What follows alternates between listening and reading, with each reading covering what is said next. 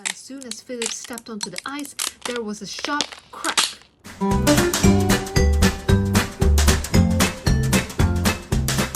Hello Fantastic Peeps, my name is Rachel and I hope that you've had a great day so far. I want to say thank you to every single one of you for joining me today as we count down to Christmas together. This is actually the 5th video of our Advent Calendar series, so if you've missed the 4 videos before, feel free to check out the other videos through the link in my description below. Alright, let's talk about what's on the table today. We have Belle herself, looking so beautiful as ever. Let's just take her close up. Oops, sorry. Look at that. Beautiful. And also we have Chip, just right beside here. I actually got this in Hong Kong Disneyland. So isn't he cute? I didn't even want to take out this tag. So yeah. Alright, so without further ado, let's get into Day 5 of Disney Storybook Collection Advent Calendar. Alrighty, it's time for number 5, which is just right here. For those who are wondering if today's story is about our beautiful Belle, you are very correct. It indeed is. We have Princess Belle here with us today from Beauty and the Beast. Today's story is titled after Belle to the Rescue. Wow, sound really adventurous. When Chip goes missing, Belle asks her friends to help find him. However, the wintry weather soon makes their mission even harder. Will Belle be able to rescue Chip? We have our 2 main characters here today for the story, so that's pretty awesome. Let's get on to the story. Do you think Chip can be rescued? Mrs. Potts, Belle called as she walked into the kitchen. I found this bag of clothing sitting in the foyer. The master asked me to get rid of his clothes, Mrs. Potts said with a sigh. They don't, fit him anymore? I'll say, said Lumiere, not to mention that none of the pants have a hole for his tail. Luckily, the peddler is coming today, said Mrs. Potts. He'll be happy to take them off our hands. Belle returned the bag to the foyer, then came back to the kitchen. Just then, Chip appeared. Hi, Belle, he said. Would you like to play hide and seek with me? I would love to, said Belle. Why don't I count while you hide? This already sounds like a bad idea. 98, 99, 100. Ready or not, here I come, called Belle. She was interrupted by a knock on the door. A peddler stood at the door, proudly displaying his goods. Belle looked at the shiny ice skates. You have so many lovely items, she said, but we don't need anything today. But I do have this bag of clothing for you, she told him. The peddler's eyes lit up. You are too kind, he exclaimed. You must take this in return. He gave Belle the ice skates. Now, what was I doing? Said Belle as she watched the peddler leave. Oh my goodness, I was looking for Chip. She searched among the books in the library. She even peered inside the suits of armor in the Great Hall.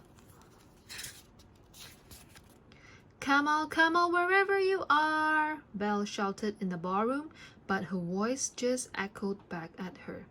Chip was nowhere to be found. You win, Chip, Belle called. Chip! May I be of assistance, mademoiselle? Asked Lumiere. I can't find Chip anywhere, Belle told him. I haven't seen him since the peddler. Oh no, he must have been hiding in the bag of clothes I gave away. Uh-oh. Come on, Lumiere, she said. We have to find Chip before he's lost forever. Belle quickly put on her cape and boots. Then she grabbed her new ice skates and put them over her arm, just in case. Outside, Lumiere pointed to the tracks the peddler's wagon had left in the snow. It looks like he took a wrong turn. That means he's on the castle grounds. Belle cried. "There's still time to catch up with him." They galloped along in the snow. Belle and Lumiere gasped. They knew that sound. It was a wolf. Spooked, Philip reared up and stumbled off the road into a huge snowbank. Belle and Lumiere went flying into the soft white powder. Once Belle caught her breath, she grabbed a nearby branch and hoisted herself out of snow. Next, she rescued Lumiere. Belle pulled and pulled, but couldn't budge Philip. Then she had an idea. Using her skates like spades, Belle dug out Philip. They raced down the road, trying to make up for lost time. "Mon Dieu!" Lumiere cried as they reached a fork in the road. The tracks had disappeared under the falling snow. Which way should they go? Just then, Belle spotted a red bird in a tall tree. Belle walked up to the tree, grabbed a branch, and began to climb higher and higher. "I see him up ahead by the lake," Belle called out triumphantly. They walked to the lake's edge. "He's so far away," Lumiere wailed. Belle smiled. "Or is he?" she said. Belle led them all onto the frozen lake, hopping to go straight across. But as soon as Philip stepped onto the ice, there was a sharp crack. "Philip is too heavy," cried Lumiere. What were they going to do? Belle looked down and saw the answer. She quickly strapped on her new skates and stepped onto the ice. "Whoa!"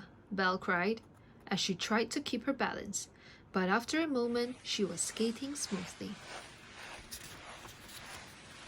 Belle's skates glided over the gleaming ice. The wind whipped through her hair as she sped across the lake faster and faster. With her eyes fixed on the paddler, Belle didn't notice the fallen tree until it was almost too late.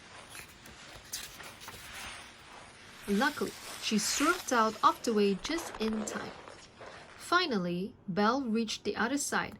"Monsieur," she cried, out of breath. "You took a wrong turn. But first, I think of something very dear to me fell into the bag of clothes I gave you. A small teacup with a chip on its rim."